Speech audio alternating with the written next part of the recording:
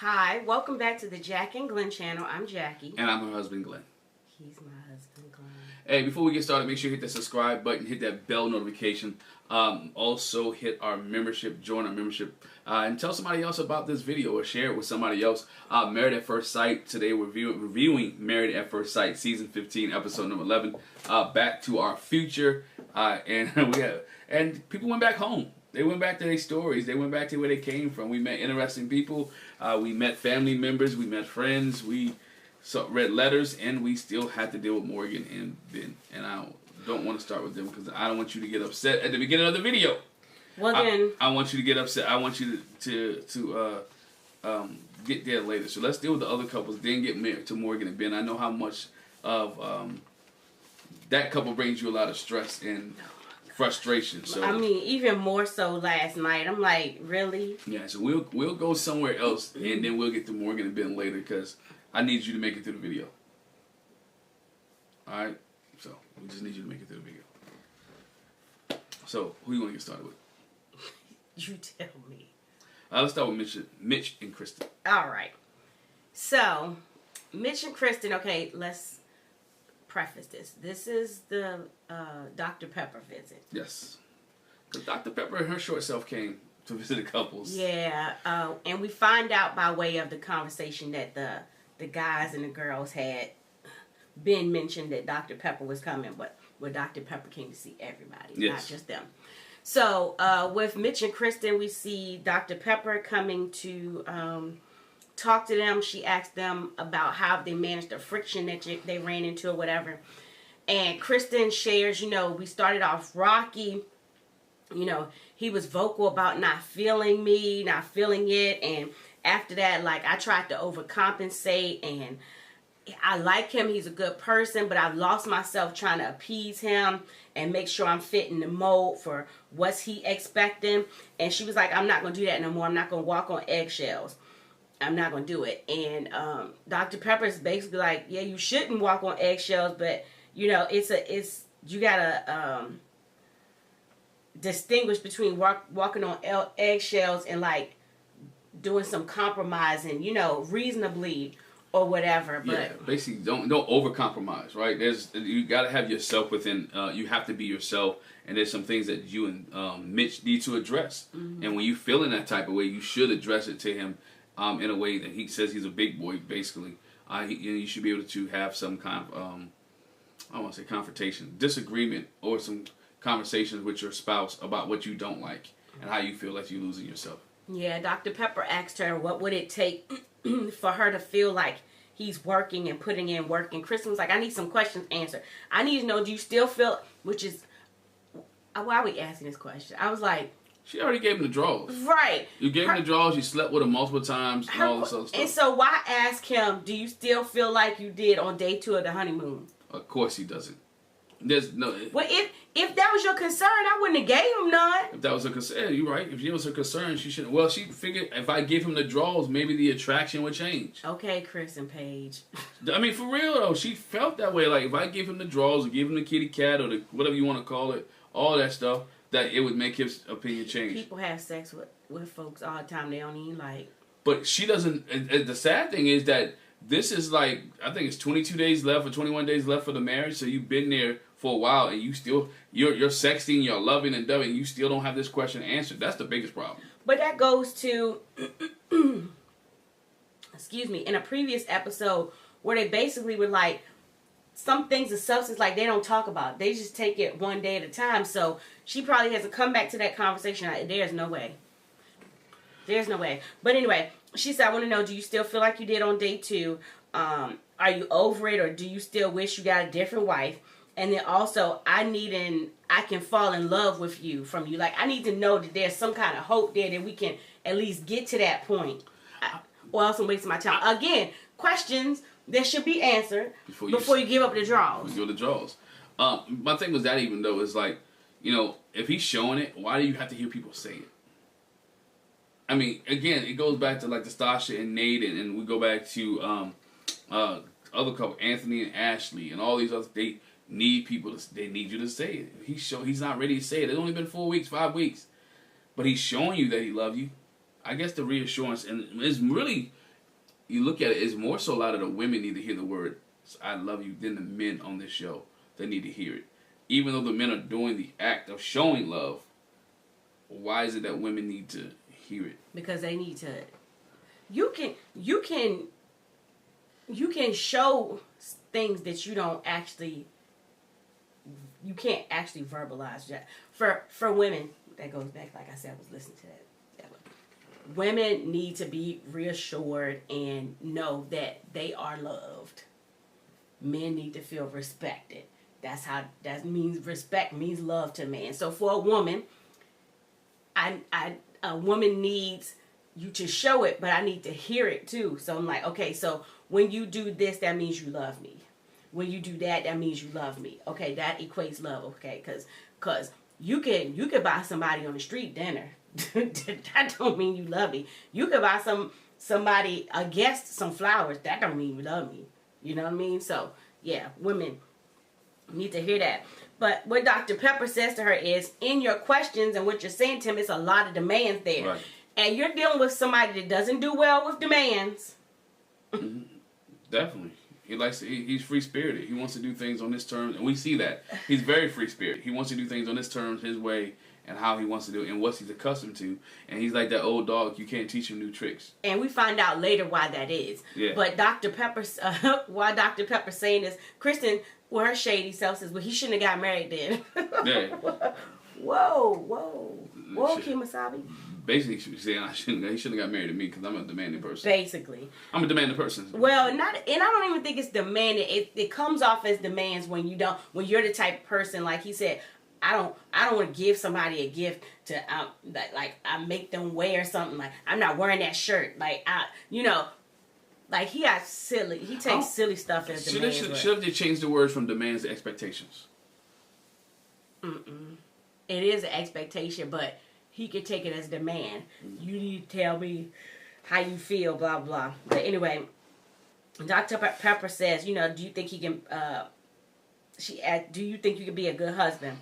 And Dr. Pepper says, I think he can be a good husband. Y'all just have to figure out the language and each other's feelings and what's underneath that. What's the feelings underneath that, so y'all can get on the same page. And Dr. Pepper asks Mitch, do you admire her? How do you feel about her? Do you express that to her? And he was like, yes, I admire her. And, I feel affectionate towards her. And Dr. Pepper encourages him, well, give her a string of compliments. Do you do that? And he was like, no. And so he did. He gave her a string of compliments. And, he expressed basically that one of the things that he said is, I feel like you're a brave person. You know how you handled what I said on the honeymoon. You took a brave person, and basically I operate in fear. I'm afraid. You're braver than me because I've had a lot of apprehension coming into this. And Dr. Pepper says, let me tell you something, Mitch. What happens is I see you operate in fear, and when you get fearful, that's when you get critical and downright self-righteous when you're afraid. And she lets him know, Kristen needs more validation, basically to overcome the jerk that you can be a lot of times. So when you're a jerk, you got to go out your way to. But it's like you said, women need reassurance. Mm-hmm. She needs to know she needs that confidence and that you have her back and that you support her, that you want to see her flourish in whatever in her endeavors are, whatever she desires. Goes back to the house situation that we talked about for the last 2 weeks. She with the house situation, she just want to know that you would support her in the fact that this is my dream. I want to be an entrepreneur. I want to flip houses. But it goes back to his fear of what if it doesn't work out? Mm-hmm. What if we don't have money for the kids? What if we? I hope that's his fear. but not money. But I'm saying necessarily, what if it doesn't work out? His fear is that you mess with the environment, or the fear that things are not. He doesn't feel comfortable. He doesn't know too much about it, so he reverted back to his fear. Mm-hmm. And so she was like, do you want to do all that you can to see if you can love her the way that they both want and need? And he was like, yes, I do. And she was like, if y'all can work through your fears, I think the spark will be there. You'll be good to go. Later on, we see Kristen take Mitch to softball field, baseball softball field, because that's this is also the episode for Letters to Your Younger Self. Yeah, which I thought was like they combine the two. Usually they don't combine the visit and the younger self, but it seems like they're speeding this season along just a little bit. And so this is a glimpse of Kristen, her younger self. She said she played softball, she did track, she did volleyball, and basically this was a space where she felt like she could really be herself. When it came to her parents, it was like a no room for error type of thing. She couldn't mess up. She had to be perfect. She had to get good grades. She had to excel at sports. She ended up having to get a job. She had to balance all of this. And just like her issue with Mitch is, I kind of lost myself trying to please my parents. And so that was a rough thing for her. And like I said, she got a job in high school, and it came to a point where she had to choose between softball and a job, and she chose a job, and she's like, I wish I hadn't done that, because she had fun and there was pleasure in softball, and she enjoyed being around the people. She enjoyed her teammates and all that. And I don't know her financial situation growing up. Maybe she had to work. I see that all the time with kids who have to work and have to make a decision between sports and job. And she actually said that no room for error thing and kind of working in perfection.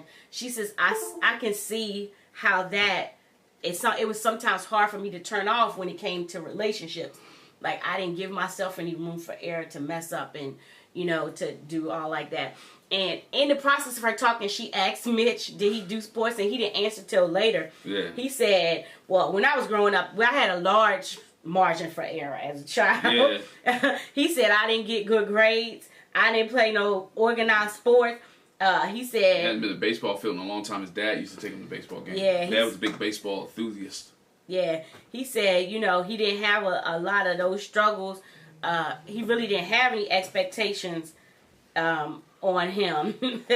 And she was like, now it made sense to her why they have disputes, because they had such a different upbringing. One with structure, maybe too much so, and one with no structure. But that's marriage, though. I think when we learned that in marriage, that we came from two different backgrounds. Different backgrounds, and the way we view things was different. The way we perceive things, the way we responded to situations was different. I mean, you're going to have that in marriage. When you come from different backgrounds, the way you receive things, the way you work. Some of us may be just, I don't let things, or things don't let things bother you, and I still go ahead and get it. Some people are caught in their feelings. Some people are workers. Some people are overthinkers, So when you bring those things into a marriage, you have to have that type of discussion, figure out what your spouse is, what type of person your spouse is, and what their background was, so you can understand them more. And that's what this episode was about. We see that with Nate and Sasha. And she really, I'm not trying to jump ahead, but you see that with a lot of these couples, why they are the way they are, because of when you see their background at home. Yeah. So quickly, and then we'll wrap up Kristen and Mitch. Later, Mitch says he went to see his mom, and he got some pictures from his childhood, and he's hoping that this will give her a greater insight into him. Yeah. He had one picture of him that it's his understanding was taken right after his parents got divorced, and they made a comment, like, I see you looking off in the distance, kind of, distant. But then there's also a picture of before they had an earthquake, when he was staying with his dad, and how the bunk bed fell on him, and his dad helped him out. The bunk bed fell on him partly, and his dad helped him out. He shared that his dad passed away in January 2014, and he feels bad because he missed a lot of his milestones, and he missed this point where he got married, and he think he'd be proud. And he talked to his mom about, how he was as a child, and, and when did she notice a change in him? It was really when they got divorced. She noticed that he was more rebellious. His mom told him, like, say Dad left on a Saturday, by that Monday you was cutting up in school. Yeah, you was cutting up in school. You were being rebellious. So he, again, acting out when divorce changes a lot in kids. Some kids think it's them. Some kids act out wishing that other parent would come back and save them. So that's the way he responded. He responded like a normal kid would. Yeah, he said he had a lot of frustration, and eventually frustration turned into anger. He was a troublemaker as a kid. He didn't have any discipline and no respect growing up, and he was he was the type, I thought I knew it all. Like, you couldn't tell me nothing. Can't nobody tell me nothing. And what's changed? So because of that, he probably rejected a lot. But that's what he's saying. So I rejected a lot of help. And Alexis actually says that later for her too. So he says, you know, I probably rejected a lot of help. So that's why I am the way I am. Wow. And they both got a good insight into each other. And I really didn't even need to see this to know that that's why he was the way he was. Yeah. I mean, you get daddy issues.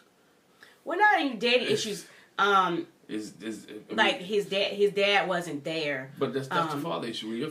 When you see males whose fathers are not in the home, sometimes there is a gap between them. They're angry, especially when you knew your parents and you had that relationship with your parents, and then one leaves and you don't know why, and we don't know how often he did see him, and mom is struggling to raise boys, and now you're acting up, and you wonder why dad can't, broken promises and things like that. That is what Mitch had to go through. And so he became hard, and he became strenuous. He became the way that he is. Mm-hmm. You know? So that's Mitch and Kristen. Next, let's go to since you brought it up. You forgot Mitch crying on the beach. I understand, but Mitch's letter. I know. Mitch's letter to Kristen. I thought his letter to Kristen was really. I'm glad you said that. Was really important. What? Because I was going to add too. Because it shows his character and shows his growth. Mm-hmm. It shows the growth that Mitch has had throughout this season with the letter that he read to Kristen. Well, I'm glad you said that, because I was like, wait, I'm missing something. Okay.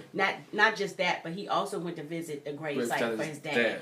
And so with his letter, his younger self, and also visiting the gravesite for his dad, we saw Mitch get teary because in the process of him sharing his letter, you know, he was like,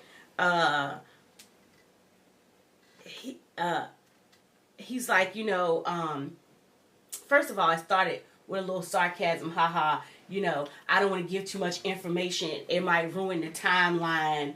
And he did some Back to the Future stuff. Yeah. And so he was like, I ain't going to get specific, but basically it was like, you be proud of yourself where you are, you know, you'll feel like you don't fit in. It can be lonely, but be true to yourself. Chart your own path.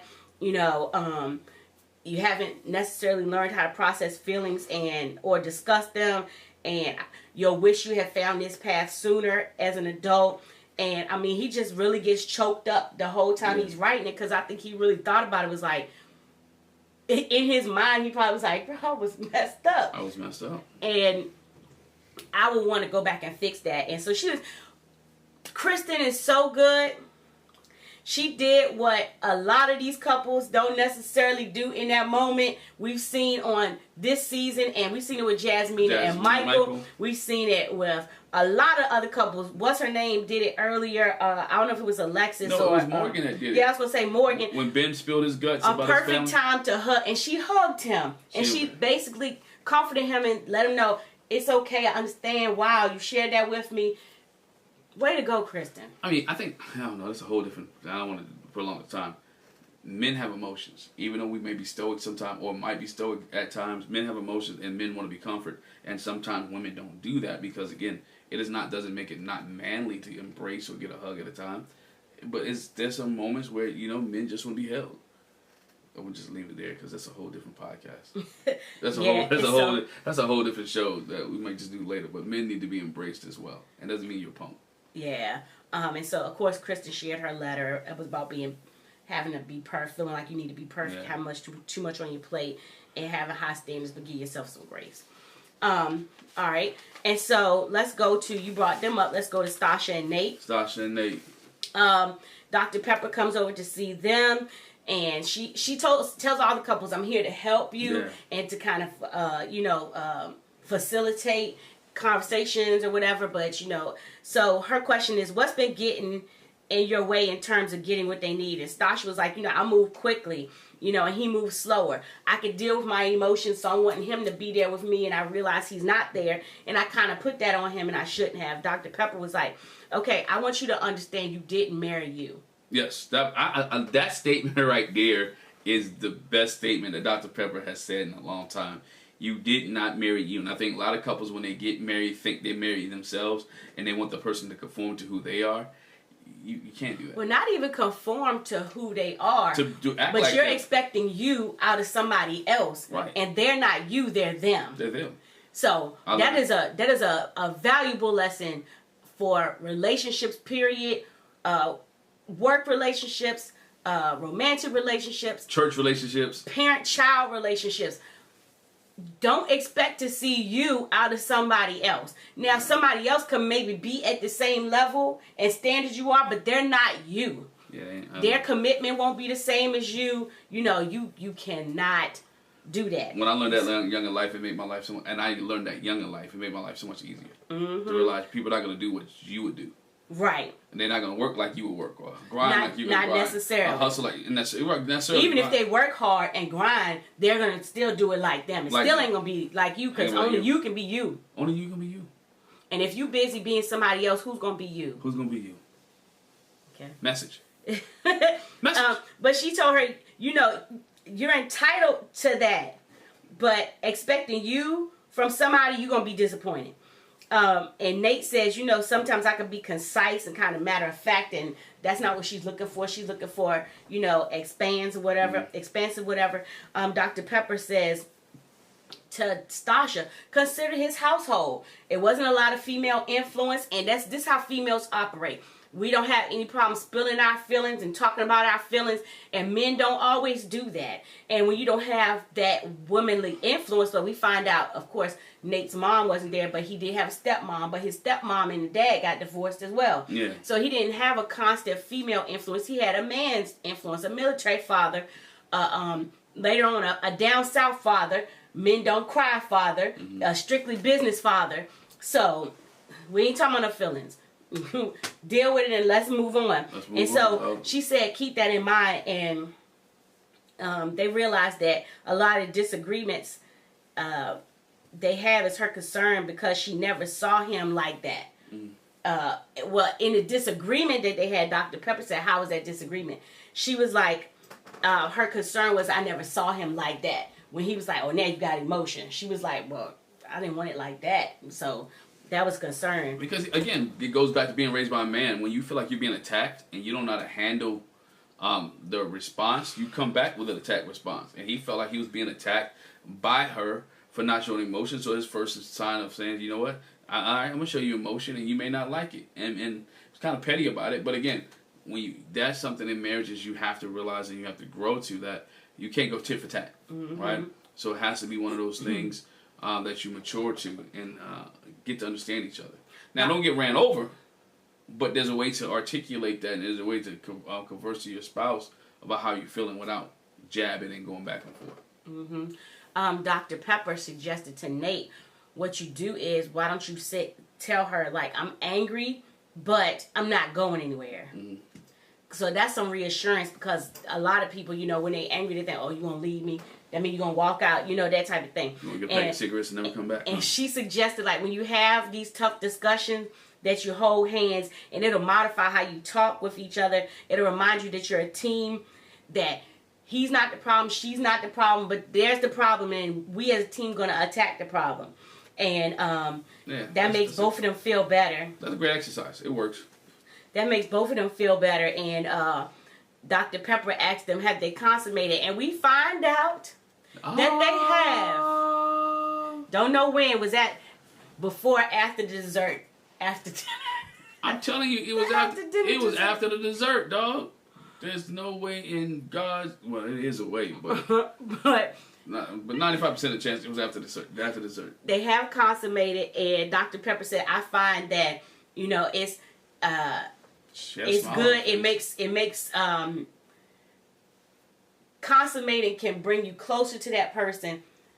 It helps. She said it like this. It helps anyway. Like, you can have sex anyway. That's good. But it's even better if it's somebody you actually likes. Yeah. Love. Be careful. So they write their letters to their younger selves. I thought it was cute. Stasha says, "Dear Stasha," or Sweet Pea. That's my nickname. That was cute. She said her advice was, you know, you're not gonna fit in. Hold on, you got to break it up, because she wrote 2 letters in one, because she wrote it to her first to third grade, for elementary school self. Right. And then she wrote it to her high school self. Right. So she kind of broke it up a little bit, because she had to tell little Stasha, little Sweet Pea, some things, and she had to tell Big Sweet Pea some things as well. So. So she talked about, not fitting in and being picked on, and you'll find friends, a group of friends that, will take you through. And for high school, Stasha, be strong, live in your truth, be yourself. Still kind of the same thing for both, but, don't get stuck as in elementary Stasha with the fact I'm getting picked on, that carries into high school. For Nate, here he go. He says, Nathan. Both of them being all, and he was like, moving back to the States will be difficult, but choose your own path. There's nothing wrong with being unique. Learn how to control your temper and, express your talents. And in ninth grade, your dad's going to divorce and you'll be quiet most of that year at 14, but snap out of being an introvert and do some extracurricular activities. Listen to your inner voice and be proud of yourself. And Stasha realized, when it comes to that, we were really very similar. And I understand Nate being a black African-American man living over in Germany, because I figured he lived overseas in Germany, and being biracial from his standpoint. It is a different culture when you live overseas. He talked about when he coming back to America, being a black guy. He had his shorts above his knees and it's a different way of dress there. Back then, because they roll them up now. Yeah, roll them up now. You want to show your thighs off. But back then, it wasn't a cool thing, right? It wasn't a good thing. When you lived in Germany or you lived in other countries, European countries, being an African-American man, the fashion statement, you could get away with a lot more stuff. Now coming back, kids going to make fun. They don't understand the culture. And that's what it was. They didn't understand the culture when he came back to the States. And he didn't understand the culture of being in the States. And so therefore, he had a disconnect within school, and which caused him some frustration. And as we talked to Dad later, caused him some fights. Nate used to throw down. Right? I got to fight on my block. But it causes that when you're dealing with a teenager, when you're coming from a military family and moving all around. You pick up different cultures, and you don't fit into the place where you're at with your one culture. Yeah. Stasha said she was surprised at how deep Nate went, and this was the level of communication that she was looking for from him. So she was pleasantly surprised. But she gotta give him time. The problem was she never gave him time, or the exercises. She never gave him time. She wanted it from day one, not understanding his background, not understanding where he came from. But anyway, I'll digress on that. To me, she rushed it. Yeah, they go visit his old neighborhood. He said he lived there for 5 years until his dad got separated. And when he went to high school, and that's when they moved into some apartments. He said for his one memory he had, his dad would let him go out and meet with the other kids and hang out and chill or whatever. And in the process of him talking, his dad shows up. But he told Stasha how they was out there throwing rocks so I could throw the rock, and he threw it through the window. Yeah. And how he took off, he didn't get caught. And then that's when his dad says, I'm finding out some stuff that, as he's grown, that I didn't find them. But he said, Dad said I would tell him that, don't start a fight. Don't start a fight ever. But I had a few confrontations because of Nate, because Nate loved to start a fight. So I had to stand up for him. And Nate had to throw those hands. Stasha asked Dad, she says Dad or Joe, which one? He was like, either one is fine, call me whatever. He said, how was it raising him as a single father? And in talking, Dad got kind of teary, and later on, Nate says, I never seen my dad cry. I never seen that side of him. But anyway, he says, they used to commend me for being a single dad, taking care of my kids. But my thing was, what you commended me for? What I'm supposed to do? Well, I'm doing what I'm supposed to do. I'm doing what I'm supposed to do. I'm supposed to take care of my kids. And I wouldn't have it any other way, take care of my kids. And, he talked about my dad's from the South. He grew up with multiple siblings, and he usually doesn't cry. This was the first time I seen him cry. And the dad said the same thing, no, you don't cry. I'm from the South, raised by men. You don't cry. You don't show your emotion. It's not that you don't have emotions, like you said before. You don't cry. You pass that on to him. And, he was like, you deal with it, and you move on from that. You get the job done. I mean, and then if you get a guy from the South who probably worked in the fields farming, you don't have time to do any other things. Then you get to go to the military. Again, they ingraining you, hey, dress right, dress any matter. get the job done, right? Whatever it takes to get the job done. And so now you're at this standpoint, and you're raising kids, and you look at your life and you're like, hey, I've been successful just getting the job done. So I'm gonna teach my children, my men, look, get the job done at any cost, and go out there and have that mentality, which is not a bad mentality, but it's a mentality that's how you share it and how you express it. Yeah, and Sasha shared with Sasha shared with his dad how when he met with her friends for the brunch and he brought up his dad and you know how much he appreciated what he did, how he got choked up and all like that, and his dad was like, oh wow, okay. Yeah, it was a touching moment. I mean, I really appreciate Nate opening up and his dad opening up, and Sasha really seeing that. As she said, I can truly understand where Nate comes from, and seeing the growth that Nate has made, being opening up, and now going to therapy with her, and dealing with some of the issues that he had dealt with in the past. So, then we see her take Nate to the apartments where she grew up. She said she lived there from 1st to 11th grade. And she talked about how she used to walk to school. She even walked to school up to middle school because it was just that close. And she said it was a funny story. At one point, with her little entrepreneurial skills, she used to make jean purses for the girls at school and sell them. And he was like, oh, wow, that's ironic. Because I used to sell bootleg. I sell knockoff, though. I used to sell knockoff stuff. We was both selling purses. And that was like, hey, hustlers, y'all baby. silly. Hustlers, baby. Hustlers. Y'all silly.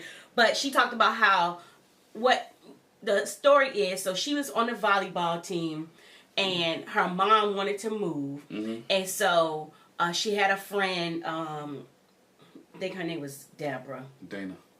No, Deanna. Deanna, I wrote it down. Deanna. And she said she ended up living with them. And what Deanna's mom said was because when they found out she was going to move, she told her mom, she was like, you know, she's got such a good group of friends here and she fits in, you know, you don't have to leave. She can stay with us. And so she ended up staying with them. And the good thing is that Sasha said was Deanna's dad was there. And she said he really became a father figure for me and, you know, stood up for me and looked out for me.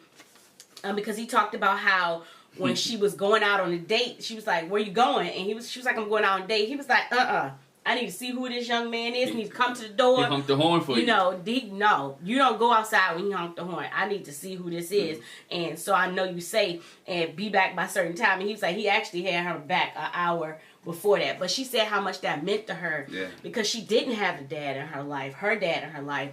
And so she knew that he had her back and he was a protector of her and he treated her with respect. He was really protective for her. I mean, I think that's what helped ground her to see what a man could do or what a husband should be like, because that was her example of it. And I think Stasha's she's learned that. She's learning that and that's what she expects Nate to be a protector, be a provider, and being able to take care of not necessarily her but the children when they ever have them. So I thought, I mean, it was good to see the family that took her in and took care of her. It was great. Been there in that situation, you know, but it was good when somebody live with somebody because your family moved. And it's great for people to take you in. So. All right, let's go to Miguel and Lindy. We see Dr. Pepper come to visit them, and Lindy had baked cookies. They still don't have much going on with them. And she really didn't do a whole lot with them. She really did do a whole bunch with them. So it was like they're kind of flying underneath the radar right now. Even though she be having crazy outbursts. Yeah, she be spazzing.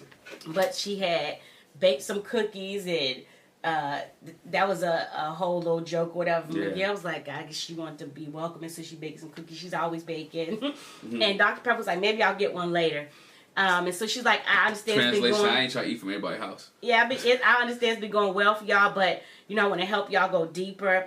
And Lindy says, you know, I'm still learning how not to be defensive. She said she was cooking the other day, and he gave her a suggestion, and she immediately got defensive, as opposed to saying, oh, he just wants to help. She was like, I need to work on that. I'm trying to be a good wife, and then you tell me, you suggest something, I'm feeling like you're telling me I'm not being a good wife. And so she was like, I was on the defensive. I need to change that. I'm glad she recognized it, because you can't be putting up walls. I mean, I think in marriage and relationship, but it also goes back to you, and I'm learning this from you in marriage, how you say things and how you suggest people do things, because you can say things and you can feel like your spouse can feel like you're attacking them or making them do something they don't want to do. So you got to be able to say it in a nice manner and voice and tone. So I'm learning. And that's what Miguel has to do too. He has to learn that when he speaks to Lindy, that he has to say it in a tone that she doesn't think is aggressive, and that she doesn't have to be. But I think we know Miguel. I think we've seen enough of Miguel to know he probably didn't say it like that. But the way that but she has to learn that though. That's what she needs to learn. He didn't say it like that, but again, the way that she interpreted it was that it could have been a little influx. He might have yelled, or he might have been in the back room yelling. You know what I'm saying? And she took it as she has to identify and understand when Miguel is upset, when it's just a suggestion, or when it's like, I don't want to say command, but when it's a directive. Or when I'm too focused on trying to be so perfect. Yeah. That's really what it was. And Dr. Pepper said, I understand that because you fought so hard to be independent and, you know, coming out of your family background or whatever. And so, but you need to distinguish between control and him trying to help. Because when you get defensive when you feel like somebody's kind of trying to control you. When you understand they're just trying to give you help, then it'll soften you some. And so Dr. Pepper's like, you need to learn those two. And yes, it takes some from Miguel, but it takes more from her realizing, just like she told Sasha and Nate, like we're a team. Yeah. And we're doing this for the team. Dr. Pepper asked, have y'all said you love you yet? And Lindy was like, no, we haven't. And Dr. Pepper says, look, I'm sure you'll be sure about love at some point. Mm-hmm. And years later, you'll realize that wasn't what this is. Like, you'll realize that before is not where you are now, and it's just as good, and you'll see more growth, and you'll realize, oh wait, I guess I kind of was in love then. I just didn't want to acknowledge it, and I'm even further along now. But it goes with what Pastor Cal always say: you grow in love. Right. You grow in love, and I think the longer you spend time with each other, the more you communicate, the more you interact, the more you go out, the more you even watching TV, the more you have feelings, emotions, and even arguments. You realize that we're growing into love. Mm-hmm. Miguel said, saying I love you is very special to him, and he wants to make sure that when he says that he's not doing her a disservice, that, you know, he really means it, and that she can take his word for it. And that's really all Dr. Pepper talked to them about. It's very low-key. Low-key. We see them later go to a dance class, and she said dancing represents freedom to her because, and basically, I like that she added this. Mm-hmm. She was like, I'm not condemning or, you know, putting down, I don't want it to seem like that, putting down my denomination, but this is just how I grew up. It was really strict, and I don't even necessarily understand why. She said, but dancing to me is freedom because we didn't get to dance. Like I told you on the wedding day, this is one of the first and only times I've danced with a guy. And so, she talked about they didn't dance in school. She never seen her parents dance. She never seen anybody dance. I think she might have thought they thought it was sexual or. Yeah, but she was like, it's funny because there was a lot of dancing in the Bible. But that's just like, well, I don't want to go there, but you know, there's some denominations or religions that feel like that you shouldn't have birthday parties because they reflect that on one incident in the Bible with the birthday party. But I'm like, but other places is fine. But anyway. Yeah. And there's a lot of dancing in the Bible, but for different things. So. Yeah. Like I said, dancing is empowering to her. She didn't understand why they couldn't dance. They had a little cocktail table set up where they was chit-chatting with after the fact. And, you know, she said she never seen her parents drink. They don't eat pork. They don't eat no seafood. Like, they strictly bound by, it was a lot of things in the Old Testament part of the Bible that they still stuck to. And so, she missed that. And his vignette, he said that hearing about her childhood makes her feel sad for him because she missed out on so much stuff. Yeah. But he realized that she's fought to change it and not let it affect her in the future. So he appreciated that. They write the letters to them younger selves, to their younger selves. She wrote her letter to her 13 or 14-year-old self. So that was like right after her parents' divorce, and she came out of a toxic household, and she was like, you know, you'll be raised by basically your 14-year-old friends. You'll be raised with them, and there'll be a lot of pain and fear, and uncertainty will drive you and push you to where you should be. You know, she was like, I was homesick. I was in a strange environment, but it was a transition for her, and, you know, she made it out. So she's encouraging her younger self, you know, that this might happen, but you'll make it out okay. Yeah, because she talked about in the previous episode how she had to go live with someone. Mm-hmm. And that's where she first saw what a true marriage looked like, right? Mm-hmm. What a marriage should be like. And she experienced some different things in there. So, you know, her letter to herself was very encouraging. And, you know, very encouraging for her. I think, you know, one thing that she said that that was key for me was that she understands that she clarified that her life wasn't bad. Right. That it wasn't bad. That it was some good things and got a foundation that she has to get her to where she's at right now. Mm-hmm. And Miguel shared that he's curious and excited to see how they'll raise their kids with her coming out of, well, both of them coming out of such a hard upbringing, and you know, how they'll make changes. They go to the house of Puerto Rico. Yeah, because you can't take her back home. No. You can't take her. And so here's significant things about Puerto Rico. There's a map, and he talks about this beach and a place, and you know, he says, you know, he wants her to know his culture and where he grew up and understand his past as well as his future, and how that each one are connected. And he said, you know, I grew up in Puerto Rico, but then when I moved to New York, he was like, you know, I had whole different chapters in my life. You know, I went to New York. I lived in New York, and I got picked on for being Puerto Rican in New York. And I see some people on Instagram question that too. I was like, well, that's odd. Why would you get picked on in New York for being Puerto Rican? Because there's a lot of Puerto Ricans. It's a lot of Latinos and Hispanics in New York, but somebody made the comment in certain places. Certain areas, certain neighborhoods. Where he lived at, he didn't live in the right neighborhood. Right. I was like, oh, wow. He might not live in the neighborhood with all the bodegas and all the different things. He lived in a neighborhood where there was more Caucasian people, and they didn't have the culture. Mm-hmm. And then he said, but then so in New York, I got picked on for basically not being white. And then I moved to Puerto Rico, and I got picked on for not being Puerto Rican enough. And not speaking Spanish. I didn't speak Spanish, you know. And, you know, he was like, he came into the Married at First Sight thing, kind of hoping for the best, but expecting the worst, because that's what he's had to do when he went to those different places that he lived. He shared his letter to his younger self. He said, you know, he encouraged himself to stay strong. It gets better. You'll suffer a little, but what doesn't kill you will definitely make you stronger. And at 35, you know, keep being wistful and hopeful for better times, because you're going to find a total babe that you'll fall madly in love with. And then he says, you know, I love you. And she's like, oh, you said it. Oh my gosh, I love you too. And, you know, she's elated that he said it back. And he said it didn't feel weird to tell her that he loved her, you know, even though it's only been a month, a little more than a month, and the process is fast. But I can say, you know, I love her. I mean, I did put her on my insurance, so. I know, right? She does have coverage now. Shoot, so I should love her.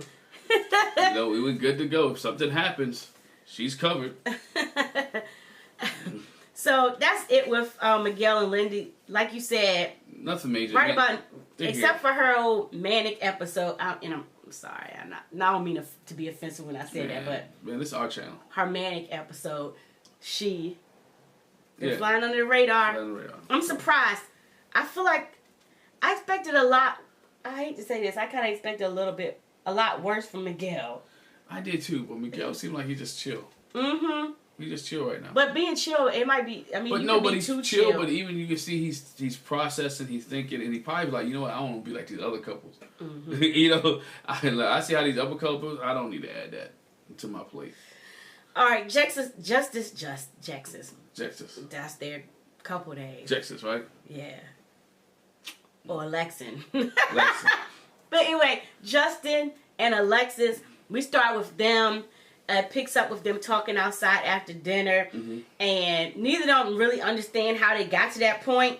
You know, she says, you know, he says, you look shut down, and so he thought he did something, and she was like, I understand that, but I said I didn't want to talk, and he was like, but you know, he realized, which we talked about, he said, I realized that she probably didn't want to call me out, but at the same time, I want to know, why was you going to call me out? See? And so he said, that's why he kept asking. I'm going to pat myself on the back of the neck.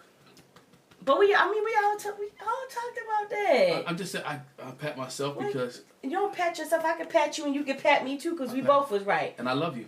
We was both right. I love Don't you. do that. And I love you. Don't do that. Want to hold my hand? No. You want to hold my hand and talk it out? Do you want to hold my hand and talk it out? No, sir. Oh, we're not going to hold our hand So, and anyway, talk, we're not going to talk it out? No. Okay, we good. And so he said that's why he kept asking, because he was checking on her. She was like, well, I don't feel like you was checking on me by asking about you. Yeah. So she was like, let's just call it a truce. Let's, okay. She gave up. She didn't want to fight the war. She wasn't fighting, but she was just really, like... She knew what was going to go basically, she said they both, but why she called it truce is because we both was in the wrong. We both was misunderstanding. It was just a misunderstanding. Which, I'm not knocking the truce. I like the truce because guess what? You're in marriage, and marriage shouldn't be a win-loss. We talked about scoreboarding on the panel discussion a couple weeks ago. You shouldn't be a win-loss, right? You're not dealing with your spouse so you can get a win and she can get a loss, or he get a win and you get a loss. At a point, you call it truce. It is a tie. We both messed up, and we got to move on. Mm-hmm. You know. So Dr. Pepper comes over to visit with them. She says, I'm here to help you two out, and they share today's an emotional day. And Alexa said, Newton got attacked. His dog attacked Newton. And so we sent her to a training camp. And long story short, Maya is not doing well at the training camp. Free Maya. Free Maya. Maya is not doing well at the training camp. And so they suggested that he not bring her back home. And I'm thinking, like, they said don't even bring her to your friend's house right now because she is not obedient. We got to keep working. And so he was like, I had to leave her there. I've had her for 7 years and it's hard. And so he was rough, and you could tell Justin had been crying, and understandably. Dr. Pepper says, I know pets, pets are like family members, and you grow up, have a bond with them, and I understand. Did he go put some money on Maya books? He's paying for it already, so he is obviously putting money on her. Maya needs some doggy treats. You gotta go put some money on that dog books, Justin.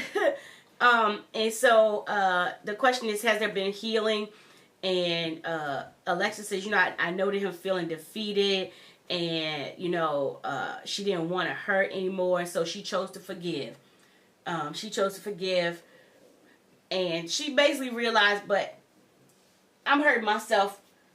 I forgive by letting myself. It don't really do much for the other person. It does it for me. Right. But Dr. Pepper says, but just choosing to forgive, that don't fix everything. You still got to fix stuff. You got to fix the issue. And say, well, so what may be in the way of you all saying yes on decision day? He said for him, on Sunday with the dinner they had, he said, I felt alone. But he gave him a reality check of how she feels. And he realized she's an alpha personality. Mm-hmm. But he forgot that she's sensitive underneath that. And she says, no, I'm not sensitive. No, I'm not. He says, she's sensitive. And she was like, no, I'm not. And Dr. Pepper was like, what's wrong? What's wrong with that? What's wrong with being sensitive? And so she explains, I grew up, sensitivity and vulnerability was not a thing that we did. That's not a place I like to dwell. A single black woman raising 3 kids or 4 kids. She was tough. She was hard. She had to make sure they was right. Didn't get in trouble. She had to go take care of family, and that's what she saw every day. Mm-hmm. And that's what Dr. Pepper asked her, like, where does that come from? And that's what she shared. Yeah. And she says, as a black woman, we were raised, don't let them see you sweat, mm-hmm. and being strong. You're not sensitive or vulnerable or weak, and you don't show any tears. And that's how I grew up. But I know it's a danger in doing that. And Dr. Pepper says, there's no way to be in love or marriage without being vulnerable. Yeah. You should be strong enough to embrace being vulnerable and not be scared. Mm-hmm. And Alexis acknowledged, I'm working on that. I have to get there. But that's hard because she shares later in her modified letter. Yeah. This is more like a poem or whatever. But in her modified letter, that he takes her to the apartments where he grew up, talked about how his brother raised him. And he said his brother was 19 and he was 13. When I saw it, I was like, 19, who said, that has to be really, something really transpired where you seen your 13-year-old to go live with your 19-year-old from Alabama to California. But, to San Diego. And how did a 19-year-old brother end up in San Diego? Was he in the military? I got questions. Yeah. I got a lot of questions. Then I was sitting here like, okay, was your brother in the Navy? What was going on? And he talked about how his brother just disciplined him. Yeah, he talked about that too, how he disciplined him and Like, he used to spank him. I can't imagine being spanked by my sibling that's 6 years older than me. Like, what? We fighting up in the house. What? We fight. We rumbling. Absolutely. We rumbling. But he took her to the park where he used to fly kites, and he would hang out with his friends, and how his brother never came out there with him. Yeah. When he moved there, he had never been outside Alabama, so it was culture shock for him being there. And you know, as he was growing up, his brother did a lot of, which I expect from a 19-year-old, because you're not a father figure, and you ain't hardly lived anything. He used to tell him a lot, figure it out on your own. Figure it out on your own. Get together on your own. And so he's like, so that's what I had to do. And that's why and she was like, oh, so that's why you're so hard on yourself, because when you can't figure it out, then it's like, why can't I? I should be able to. I should be able to get it. I should be able to get it done. And which is a cop out parenting style, because sometimes your kids don't know, right? And a parent is there to guide a child. Guide and direct and train and teach and lead the way. And you do that when you don't understand. That's your easy answer. You figure out on your own. No. Teach me the first time, maybe the second time, and I can get it. But that's why I said it's hard as a 19-year-old. Remember, the brother's still growing and learning. Yeah. And as a parent, when you're raising your kids, you're raising them out of your experience. It's hard to teach somebody out of experience that you haven't even experienced yet. Yeah, that you haven't done, and you have no experience, and you're basically raising yourself. You're still a child, so. And so she said that helps her understand him better. And they talk about flying a kite. It's been 15 years since he flew a kite, and he said, I actually flew one with me. And I was like, ugh. She's joking on that dude for flying a kite. She's like, I didn't think I was going to be flying a kite with my husband. It's kind of weird. And I'm thinking, you don't know how to just have fun, like fancy free. She looked like the type of person, like if he wanted to sit there and do an adult coloring book, she was like, what are we doing this for? What are we coloring for? Only kids color. You wanna do crafts? I ain't did, but she scrapbooks. But she still looked like the type that if he wanted to do a craft, like she would be like, what? You want to play tic-tac-toe?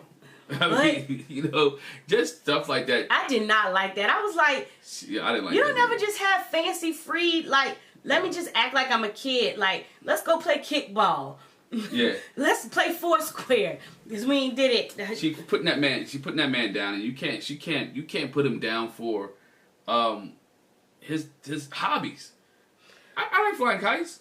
We got a brother that we work with at church that he's way older than us that enjoy flying kites. Mm-hmm. There's nothing wrong with relaxing things like flying kites. And I flew a kite maybe like 6 months ago. Mm-hmm. But she was like, I know he's sensitive, but okay, honey, let me help you with this. And she encouraged, oh, you're doing so good, Justin, until it gets stuck in a tree. And he was like, can I climb up and get it? I was like, bro, you're going to fall out there, because where that tree is, that is not no branch that's going to support your weight. Keep your 6'9" stuff out of trees. And speaking of being 6'9", that's what I wanted to comment on too. When Dr. Pepper came to visit, man, Dr. Pepper looked like a dwarf. She came up to she was like, wow, okay, I'm in here with the talls. Yeah, she came up to his waist. So, but anyway, for her, she takes him on a basketball court. She talked about what an important role playing basketball was in her life, and she wants to show him the tomboy side of herself, but also let him know that there's more to her. When they sit down to the table, she brought some scrapbooks. So obviously scrapbooks, when they did that the other day, that wasn't nothing new for her. She scrapbooks. Scrapbooks. She brought some scrapbooks. That's the girly side of her. Well, not the girly side. Maybe. That's the feminine side. Maybe. I don't see too many men scrapbooking. But she might be the memorable. but men journal. It's almost like the... We have somebody that scrapbooks. She got all the flyers and certificates and things they ever accomplished and won. He compliments her skills on a basketball court.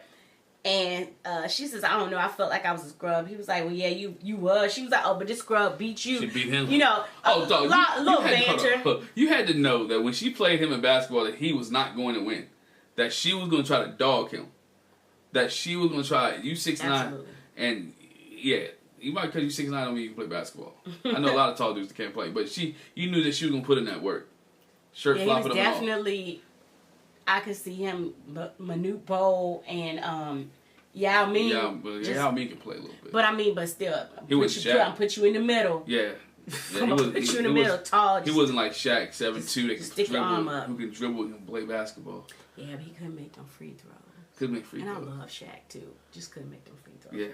So she shares her scrapbook with a lot of basketball pictures but she also has some National Honor Society stuff in there. He was like, oh, okay, so you played basketball and you was a nerd. I see, I'm getting it. And she said, you know, I played basketball since I was 7. And she said, it showed me playing basketball that hard work pays off. And so that's kind of like what I've taken going forward. And so in her letter, she's... The other thing she did, not to cut you off, talk about being a team player and being on the team. And she realized, you know what? Like I said earlier, I'm not competing against you. Mm-hmm. We're together. We're on a team. And we got to work this thing together. Mm-hmm. That was one of the big things I took away. She realized her aspect from sports is going to help her relationship with Justin. I think when you play sports all your life, when you play organized sports, and you've been on real competitive teams, in marriages, you have to become... You have to I want to say, decompress and bring that down and realize that you're not playing sports anymore and that your spouse is not your enemy. And you're not going against them, that they're your teammate. And there's a way that you root your teammate on and cheer them on to come along with you instead of putting them down because you still want them to be effective in play with you. Mm-hmm. So. And so in her letter, she's talking to herself. She's like, you know, you inherited your mom's lips and hips. Mm-hmm. And inadvertently, her hyper independence. You know, she talks about how one time I was struggling to get groceries in the apartment. And my roommate was just my friend, best friend and roommate was just sitting on the couch. And she said, I yelled out, so you're not going to help me with these groceries? She was like, listen, I offered. Mm-hmm. You never asked for help. And so I stopped offering. Because when I offered it, you never took it. And so she said, I learned in that I didn't have to do everything on my own. And so then she sought an environment where everyone could ask for help.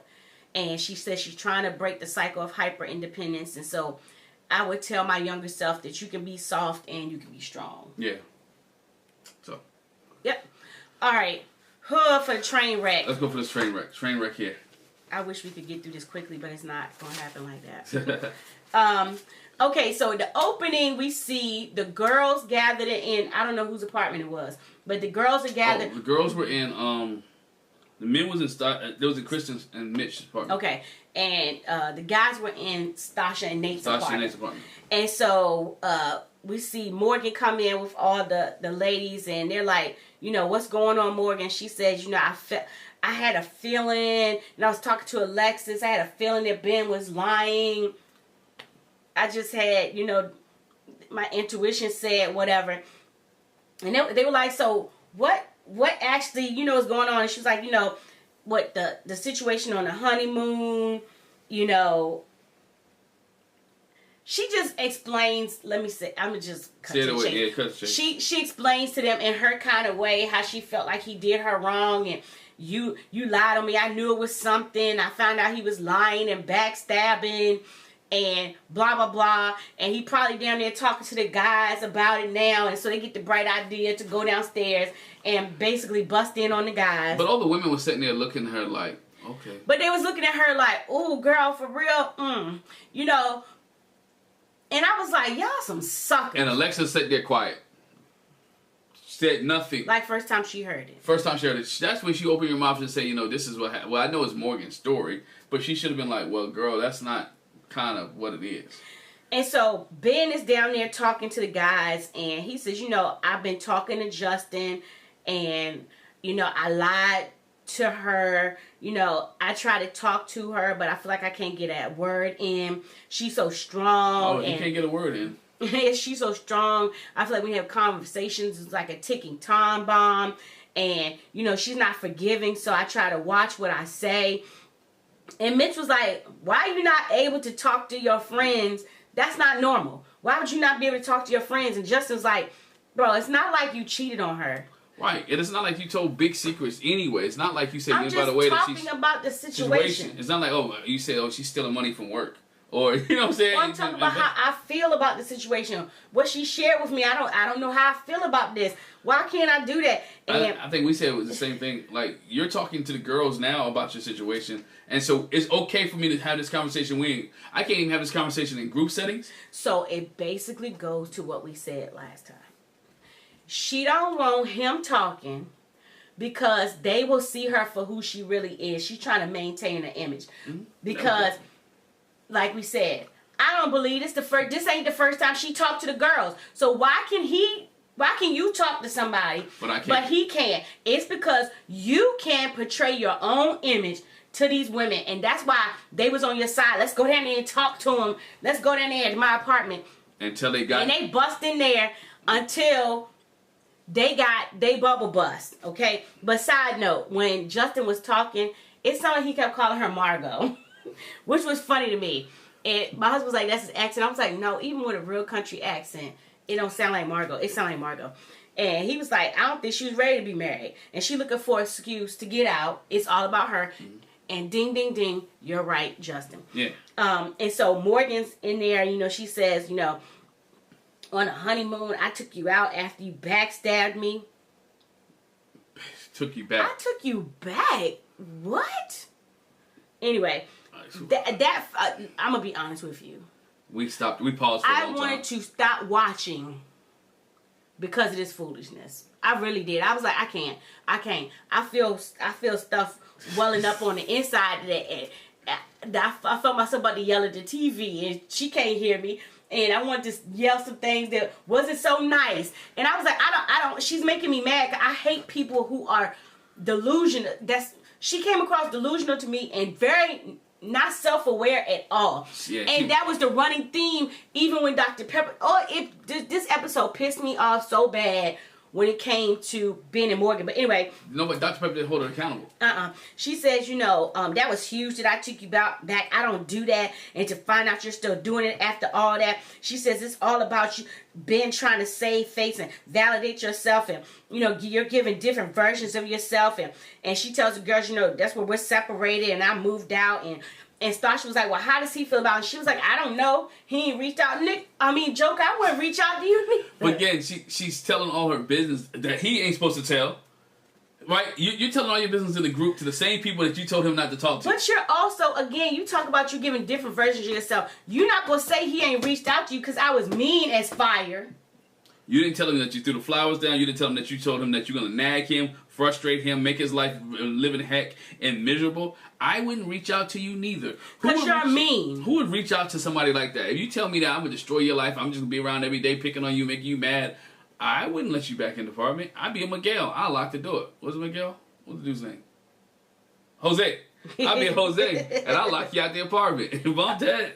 Ben says they have to talk to Dr. Pepper tomorrow, and Mitch is like, you think if Dr. Pepper says, talks to her or whatever, that she'll be like, you know, I'm tripping, and Morgan will see that, and Morgan sees that, you know, she's been not doing the best, you know, will you give her some grace? And Ben's like, I mean, you know, I like to, you know, I do these 8 weeks and make a decision, and you know, if she's gonna work on it, I like to do that. Why was he still Ben, bro? Because don't be the whipping boy, and you still want to give her 8 weeks. She told you, and she showed you who she is. Let it ride, bro.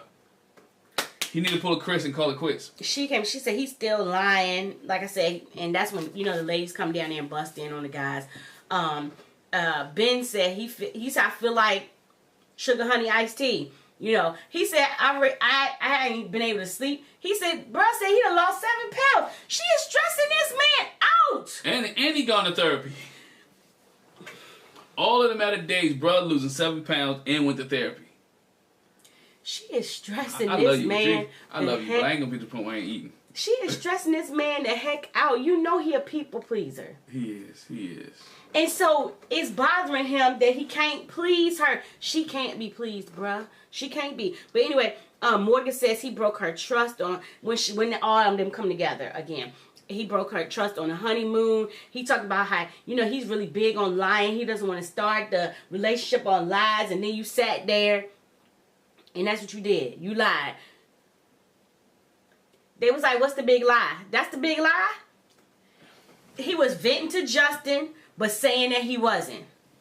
All he had to do was say, you know, I had a really bad day. I was talking to Justin, and here's what I said. Bro, I'm not going to give nobody no play-by-play of a conversation I had where that is unrealistic. He should not have to say, I want you to know I talked to Justin and I said this and I said that and I said this and I said that and then he said this and he said that. I don't want y'all to think we agree with. Now, Ben is wrong. I'm going to clarify this in the video so you guys understand. Ben is wrong because she asked him not to talk to Justin and he said he wouldn't talk to Justin.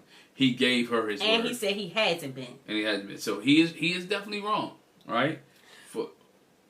And wrong in it. However, the man should be able to vent to who he wants to vent to, and she shouldn't be able to try to control that. He was scared. She had the man scared to tell. He didn't lie to lie. He lied because he was scared what she might do. And what she's doing now, though, again, she told him not to lie to me. I don't like anybody lying, and so he shouldn't have lied. So he is wrong in that aspect of lying to his spouse. I'm sorry. That is, but the way she's treating it and carrying it is too much. And this the bull crap right here. She said, I would have handled it better if he had said it like that, but he hasn't given me any apology for hurting me or lying. Yeah, now, that's a goddamn lie. That's a lie. She lying. He said, I've apologized to everybody. The last scene, he apologized to her. I'm sorry. I apologize. He has apologized up, down, around, upside down, you turning me, all of that. Inside out. If he gets to... Stop. She lied. You liar. If they get to Kevin Frazier, and Kevin Frazier does not rip them or ask them to go and hold her accountable, I might be done with this season. Because Dr. Pepper didn't hold her accountable. I hope next week, it seems as if Dr. What's her name? What's the lady's name? Pia holds her accountable next week. For being... Because she's vindictive. Because she is very vindictive. It seems like she holds her I don't know. Production be... That's why I said hope. I hope. That's what she's talking to her. That she's talking to her. Yeah. I hope. Because I guess it's different cultures. Because Dr. Pepper pacified her and was kind of nice to her. I wouldn't have been as nice to her because I would have called her out on her carpet and called both of them out for being immature and not listening to each other's spouse. Her for not accepting his apologies. Him for not following the instructions or the commitment that he made to his wife. Okay. Because he made a commitment. He said, I'm not going to do it. So again, when you say you're not going to do something, you're giving somebody your word. He gave her his word. And now, he should be able to, but he gave her his word. So, when you give her the word, he should have honored his word and not talked to Justin. Might have talked to Miguel. Should have went talk to Nate. He should have went talk to Mitch. Just not to Justin. Because he said, I'm not going to talk to Justin about the issues anymore. Miguel said, so the thing is, you felt like it was an overall lack of accountability. And she was like, yes. And he was like, Ben, how do you feel about it? You think that's fair? And he was like, yeah, I think that's fair. And Nate was like, I understand all that. But what's up with the hostility? Like he said, I'm sitting here with Ben. His temperament hasn't changed. He's cool, calm, and collected all the time. And I see you in here pissed off. You pissed off all the time. Like everything he does is wrong. He can't do nothing right for you. What do you expect from him? And in his vignette, Nate was like, she ain't buck on Nate. She ain't raised her voice on Nate. She ain't combating against Nate. It's because Ben is soft and we all know that bullies pick on the ones they think they can. They smell fear. She smelled fear with Ben, and she kept going after it. And Nate says in his vignette, Ben needs to speak up for himself. He needs to voice his opinion and not let Morgan overpower the conversation. Yep. And Nate goes on in the group setting and says, this is an abnormal experience that no one else is having. And since this is why he can't talk in, she was like, yeah, so since this is an abnormal experience, I needed him to be on my side. I needed him to have my back. Of anybody that should have my back, he should have had my back. And he did. And he didn't do that at all. That's when the betrayal came in. I don't understand. How are you supposed to have your back? By not venting? He's frustrated. He's upset. He's tired. He messed up by the fact assuming and not knowing what a BSN is and not knowing that you can be a nurse and not have your bachelor's degree. I understand that. That's fine and dandy. And you mad about that? You should have never lied on your application. Well, it's him. You try to be mad at him because he says you lied. Guess what? You lied. Don't get mad because he said you lied, because you lied. That's what it boils down to. She lied, and now she's mad at him because he lied. But what is the betrayal? To me, it's not betrayal. It's not betrayal when I ask you not to talk to somebody. You tell me I'm not talking to somebody, but yet you are. That's not betrayal to me. That's not betrayal. It's the betrayal that, again, he's telling people about your true colors, and you don't know he's telling them about your true colors. That's the betrayal. So you're letting the real me, you're letting them know about the real me. Mm-hmm. And I feel betrayed because I asked you basically not to tell them that. Anyway, Ben said, I took responsibility for lying behind your back and to your face, and I came into this naive. I thought I could handle the differences, i.e. a strong personality, different cultural backgrounds. He was like, I said, that'd be easy. When I did it, that's easy. And he was like, and it wasn't. I realized it's not easy. I realized I got past trauma that I have to deal with, and I'm getting in counseling for that, and I just want to make you happy. That's a problem. I'm trying. I don't like that statement. No, Ben, you're gonna try to make Ben happy. Don't try to make her happy.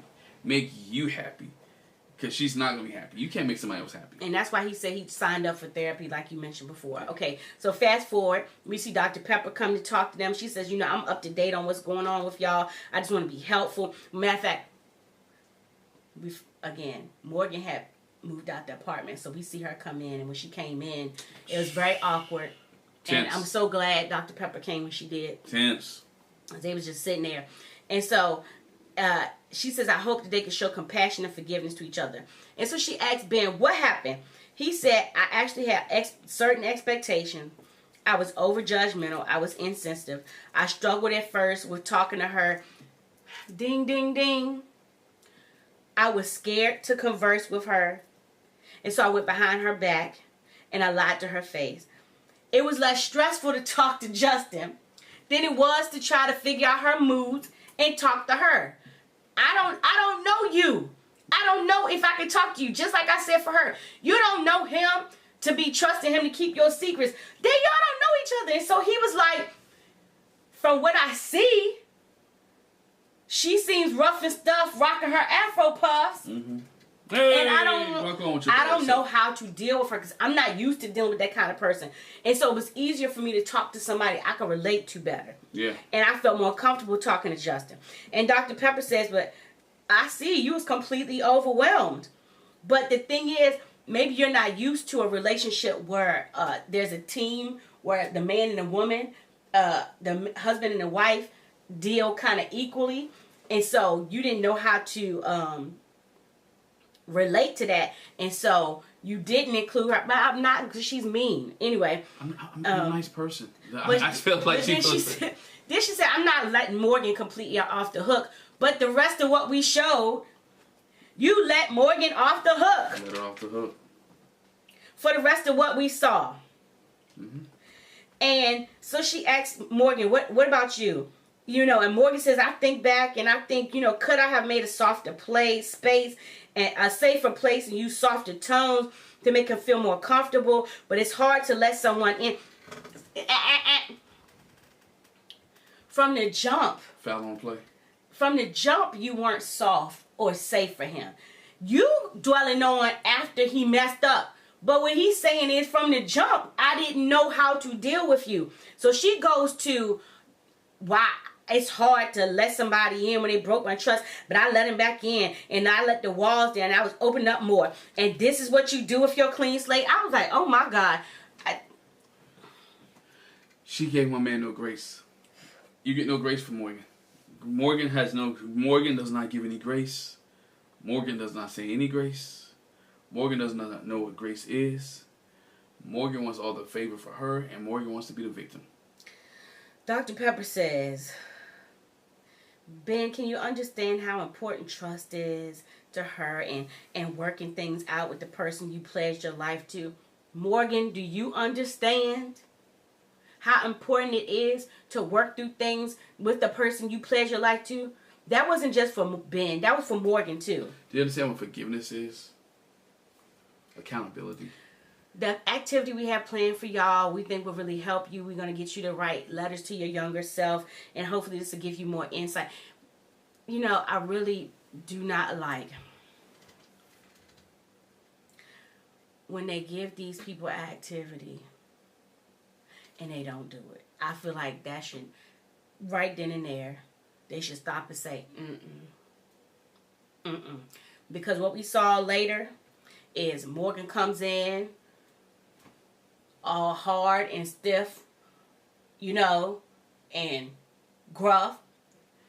we ready to read these letters. And she was like, what, do you want to go first? And he was like, yeah. And so he shares, about telling his younger self, you're loved. Even when you question it, yeah, you grew up in a strict environment, more about grades and accolades, but you got to learn to love who you are and love the moments in your life. And he just really is talking to his younger self. And she asked him if you want to go first.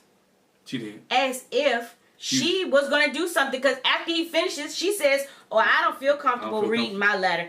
If you wrote a letter. She comes in with this ball up in her hand like this. She had paper in her hand. Balled up. That don't mean nothing was on it.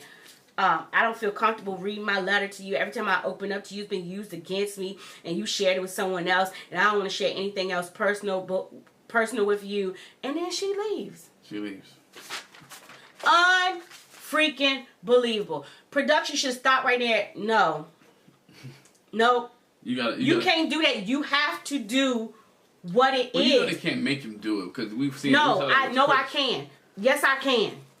And that's the problem. Yes, they did it with Chris. That's why I'm saying you should make some of these things non-negotiable. Just like we said, it shouldn't be an option for you not to move in the apartment. Right. It shouldn't be an option for you not to meet with family. True. It's things that should not be an option. Put it in the contract.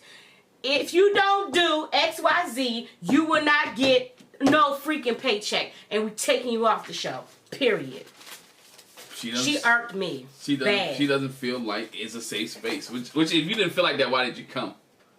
But you let him. He pours his heart out. Every time he pulls his heart out, and when he pours his heart out, you don't think it's not a safe space for him? And she stabs it. It's not a safe space for him neither. She stabbed him in the heart every time. The whole point was for them to be vulnerable and give each other insight. Yeah.